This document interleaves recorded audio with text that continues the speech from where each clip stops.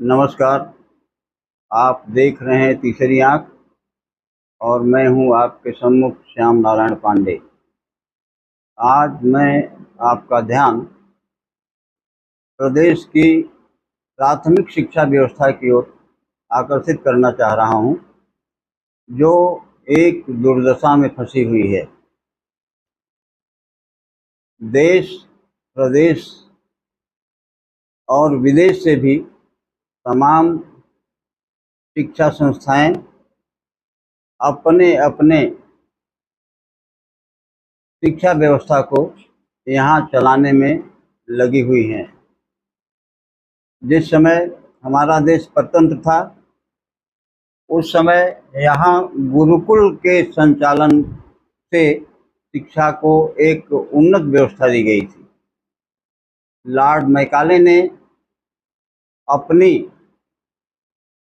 संसद में कहा था कि भारत में तब तक अच्छी तरह से सुव्यवस्थित राजकाज नहीं किया जा सकता, वह हमारे अधीन नहीं रह सकता जब तक वहाँ की गुरुकुल शिक्षा व्यवस्था को नष्ट न किया जाए।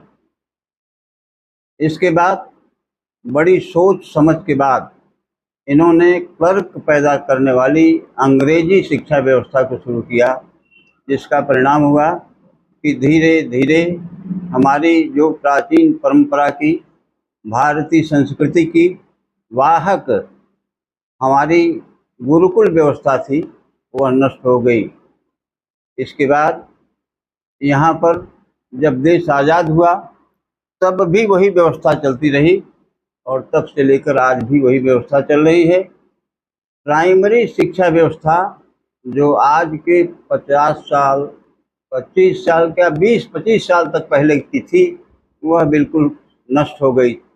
आज जो संसाधन हैं, आज जो पे स्केल है अध्यापकों का, आज जो बिल्डिंगें हैं, उनको देखने से लगता है कि हम बहुत उन्नत कर चुके हैं शिक्षा के मायने में, लेकिन ऐसा है नहीं। देखने के लिए तो सुंदर भवन हैं, विद्यालय भवन हैं, बच्चों को अच्छे यूनिफॉर्म दिए जा रहे हैं सरकार की तरफ से, बुक एड भी सरकार की तरफ से हो रही है, अच्छी स्कॉलरशिप भी मिल रही है, नाश्ते की उत्तम व्यवस्था मिड डे मील नामक एक व्यवस्था के तहत की जा रही है। लेकिन कोई गार्जियन आज बेसिक शिक्षा परिषद के विद्यालयों में अपने बच्चों को सहर्ष नहीं भेजना चाहता। वह 100, 200, 400, 1000, 4000, 5000 महीने तक की फीस दे करके वह अन्य विद्यालयों में, CBSE के विद्यालयों में और इंटरनेशनल प्राइमरी स्कूलों में भेज करके शिक्षा व्यवस्था में उनको डाल रहा है, काफ़ी खर्च कर रहा है। उसके बावजूद हमारी जो यह व्यवस्था है वह एक तरह से तमाम खर्च करने के बावजूद ध्वस्त हो रही है। बच्चे न तो अच्छे नागरिक निकल रहे हैं और न तो अच्छे अधिकारी निकल रहे हैं। देखने में यह आ रहा है कि एक तरफ 2-2, 4-400, 2-2, 4-4 हज़ार रुपये दे करके शिक्षा दिलाने वाले CBSE के जो विद्यालय हैं, वह अपार छात्रों को लेकर के शिक्षा दे रहे हैं। वहाँ प्रवेश परीक्षा भी हो रही है, वहाँ लोग अच्छी फीस दे करके अपने बच्चों को भेज रहे हैं।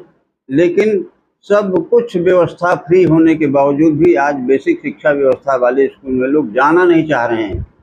क्यों?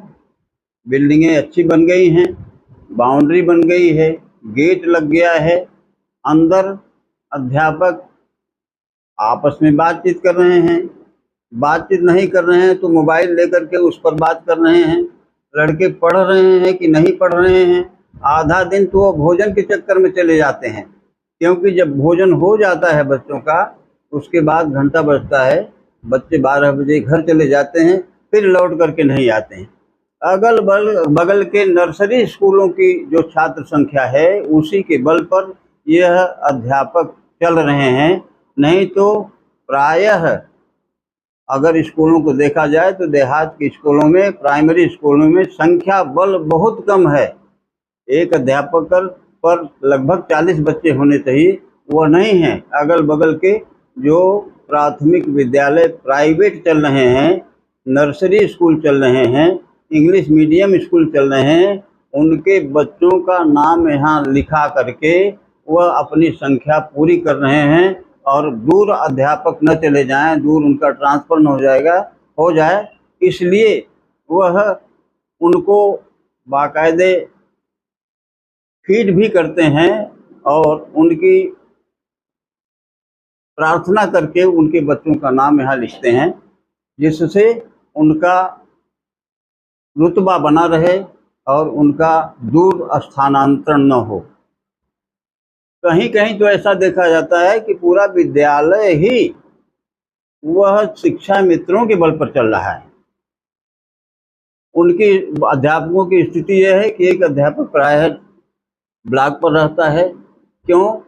ब्लॉक रिसोर्स सेंटर बना हुआ है, वहाँ पर एक अध्यापक का होना जरूरी है ताकि वह ब्लॉक की व्यवस्था को अच्छी तरह संचालित करने में खंड शिक्षा अधिकारी की मदद कर सके। खंड शिक्षा अधिकारी क्या करता है?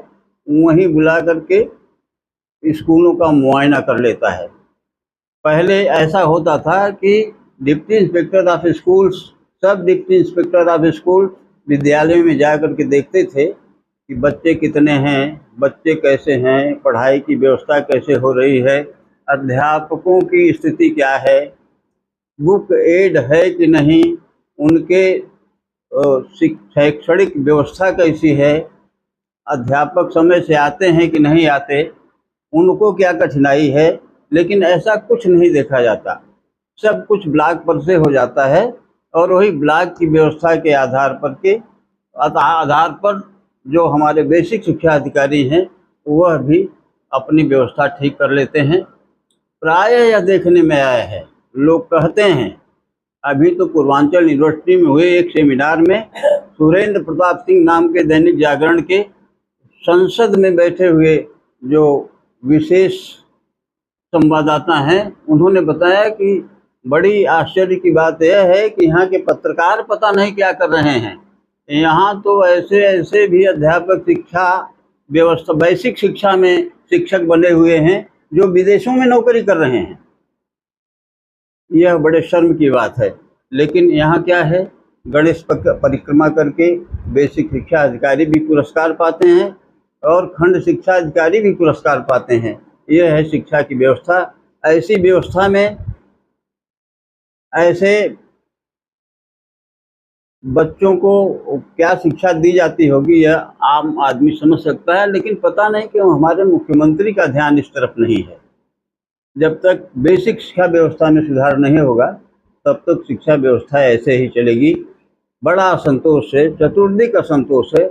गांव वालों से पूछिए तो गांव वाले कहते हैं कि कोई मतलब नहीं है।